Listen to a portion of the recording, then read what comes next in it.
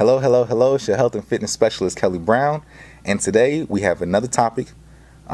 Should you use the scale as a source of measurement?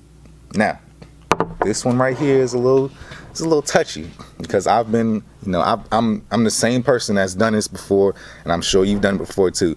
But today I'm going to tell you how to overcome it and how to attack this stress, this little devil, from a different angle so that you don't stress out yourself.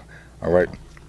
Now, my answer to that is yes, you should measure, but you should not measure success by what the scale tells you. You can't determine if you were successful. Sometimes it takes time to get to a goal.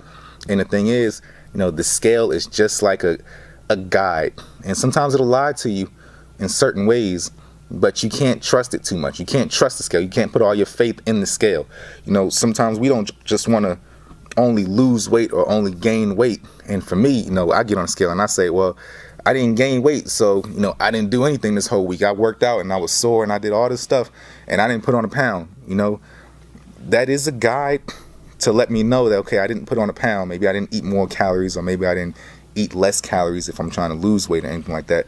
But at the same time, it wasn't saying that I didn't work out. You can't take away from what I did do.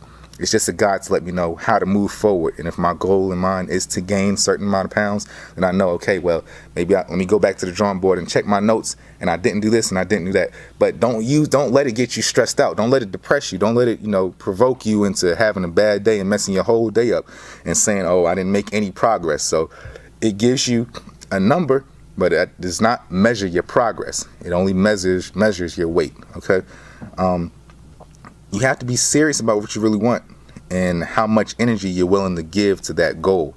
All right. So if your goal is something that's outlandish, let's say, for example, let's use me for an example. If I want to gain 30 pounds and I say, well, I'm going to get on the scale and I'm going to gain my 30 pounds.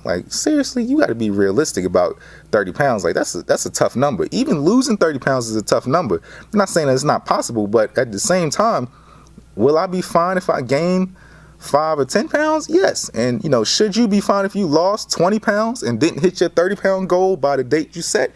Yeah, you should be happy. Don't let that, trigger your emotions and go back to bad eating or whatever it is. Use that scale as just a guide. Let me tell you something. The scale is like a map, okay? If you are driving, you're driving down the highway, you're driving, and you say, oh, I'm lost. Let me pull up my GPS. Or if you're old, you pull out your map. You look at your map, right? And the thing is, that map, you have an overall destination. You know where you're going. But just because you have that map doesn't mean that if you drive slow, you still won't get there. Or if you speed up and drive faster, you still won't get there. It doesn't matter how fast you get to your destination. All right. It just matters that you get to your destination at some point. And so the same thing with the scale. The scale is just tells you where you're going, but you can use that number to monitor if you need to adjust this thing or fix this or what to manage, or you take pictures and you look at your pictures and you say, okay, well, I may not have lost 5 pounds, but I've lost, 5% of body fat. And now my body is sculpted in a certain way, and now it's looking like this, or I got healthy, or I feel more conditioned. I can run for this amount of time longer, this time longer, or whatever. I'm not so short-winded, or whatever the case is. Use the scale just as a number, but also measure with other methods. So don't just use just the one method and think that that's God's word. All right, you want to go for a feeling, okay? Go for how you feel. Go for how you become adjusted.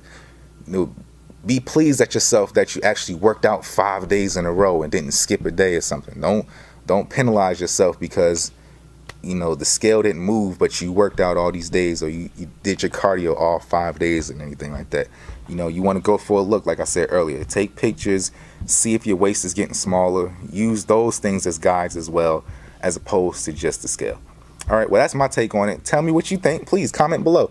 And if you're having issues getting to your goals and you need to know the right direction, please, that's what customized meal plans are for, and I do offer them to everyone. So if you're interested in getting a map for yourself, please click the link below, and I'll talk to you soon.